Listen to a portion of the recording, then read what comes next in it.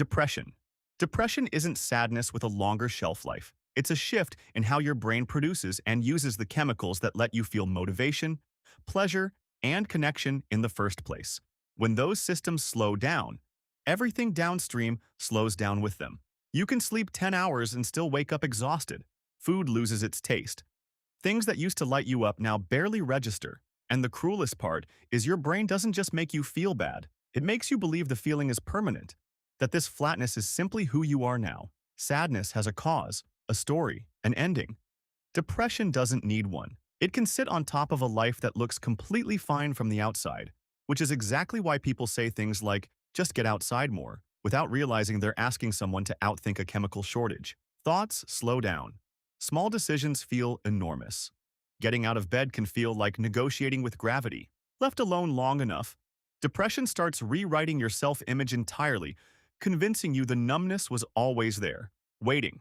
Generalized anxiety disorder. Generalized anxiety disorder takes your brain's alarm system and leaves it running with no off switch. Everyone worries sometimes. A test, a bill, an awkward conversation. But this disorder turns worry into background noise that never actually shuts off, even when nothing is currently wrong. Your body gets flooded with stress chemicals for threats that exist only in your imagination, which means you can be lying in bed, completely safe, and still feel like something terrible is about to happen. The mind starts building worst-case scenarios out of nothing. A friend takes an hour to text back, and suddenly you're rehearsing what you did wrong. Physically, this shows up as tight shoulders, a stomach that never quite settles, a heart rate that stays elevated for no reason you can point to. The exhausting part isn't the big worries. It's that even small decisions, what to eat, what to wear, start to feel like they could go catastrophically wrong, because your nervous system has lost the ability to tell the difference between real danger and imagined danger. Attention Deficit Hyperactivity Disorder.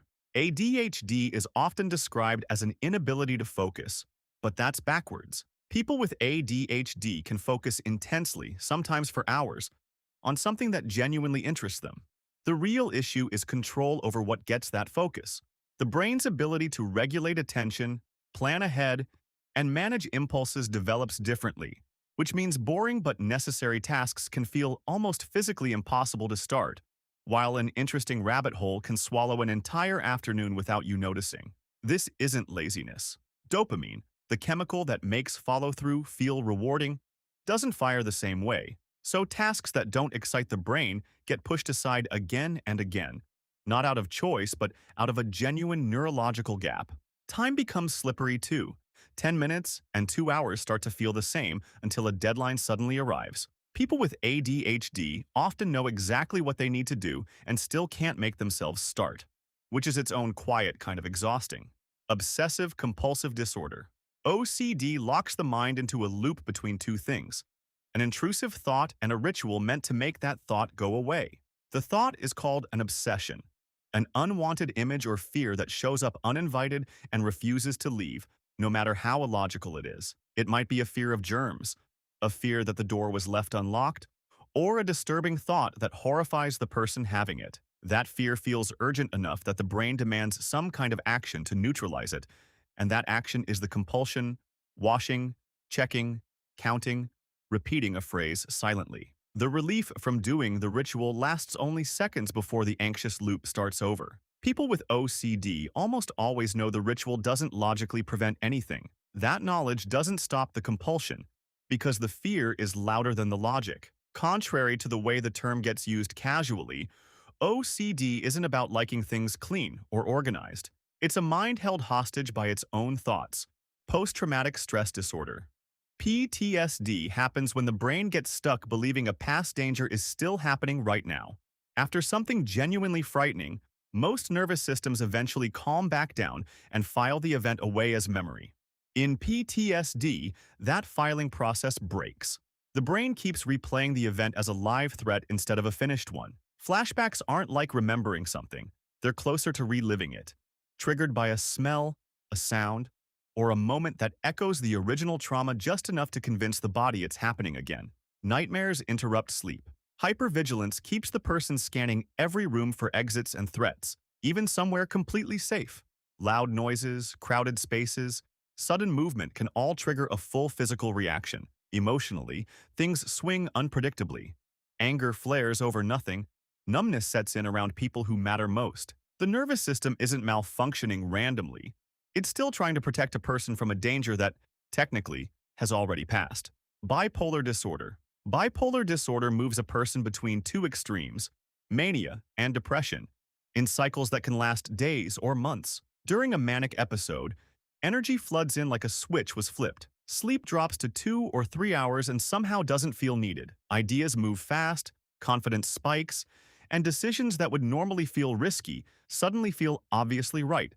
Spending money that isn't there, starting 5 projects at once, believing something world-changing is within reach. For a while, it can feel unstoppable, but mania burns hot and fast, and it eventually tips into irritability, or, in more severe cases, a break from reality itself.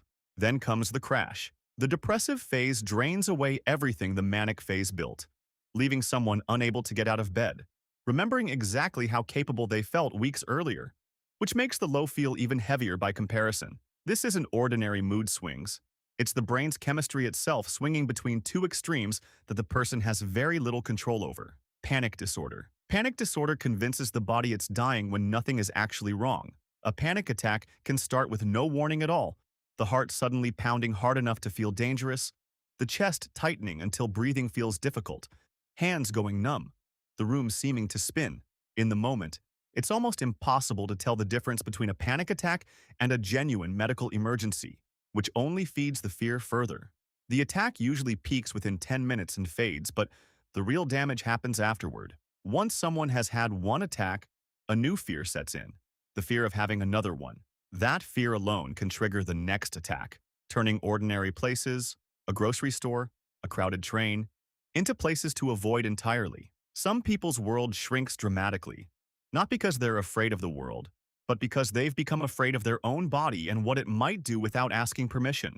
Social anxiety disorder. Social anxiety disorder turns ordinary interaction into something that feels like a performance you're guaranteed to fail. Walking into a room full of people can feel like stepping onto a stage where every eye is judging every move. Before a single word is spoken, the mind is already flooding with worst-case outcomes, sounding stupid, looking awkward, being silently judged. The fear becomes physical, a racing heart, shaking hands, a voice that comes out too quiet or too shaky. Being so focused on monitoring every reaction makes it even harder to actually think clearly, which creates the very stumbling and blanking that the person was afraid of in the first place. Afterward, the mind replays the interaction on a loop, magnifying small missteps into evidence of total failure. This isn't shyness, which fades with familiarity. Social anxiety hijacks the entire nervous system around other people, until avoiding interaction starts to feel safer than risking it. Eating disorders. Eating disorders turn food into a battleground for control.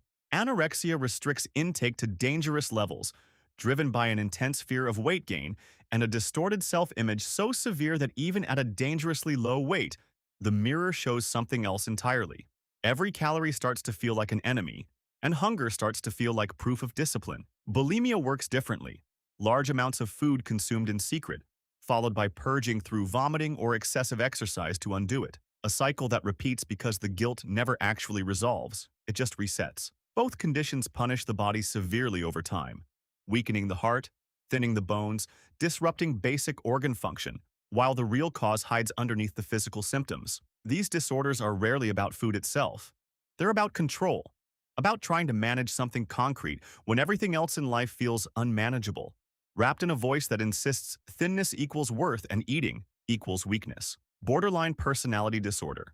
Borderline personality disorder makes emotions arrive at a size most people never have to handle. Something small, an unanswered text, a canceled plan, can trigger a wave of despair or rage that feels completely disproportionate from the outside, but is entirely real on the inside. Relationships become intense and unstable, because the fear of abandonment is so strong that people are pulled close and then pushed away, sometimes within the same conversation. Someone can seem perfect one moment and irredeemable the next, with almost no in-between, and that same all-or-nothing thinking applies just as harshly to how the person sees themselves. A stable sense of identity is hard to hold on to, so it often shifts depending on who they're around. Impulsive decisions, quitting a job suddenly, spending recklessly, lashing out, happen not out of carelessness, but as a release valve for pressure that feels unbearable otherwise. It isn't drama for attention.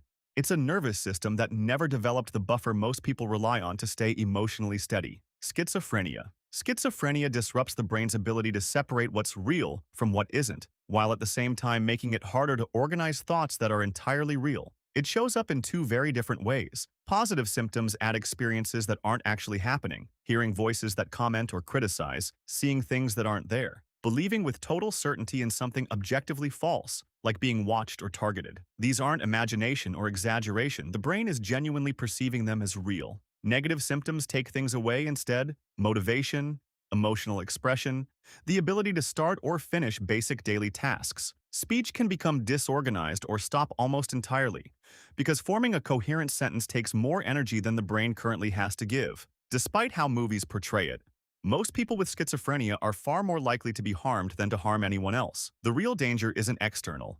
It's the internal disorientation of not being able to trust your own senses. Dissociative identity disorder. Dissociative identity disorder forms when a child's mind faces trauma so severe and repeated that it can't process it as one continuous experience, so it splits the load across separate identity states instead. These states, sometimes called alters, hold different memories, emotions, and even mannerisms, developed as a way to survive what a single consciousness couldn't safely hold. This isn't performance or imagination.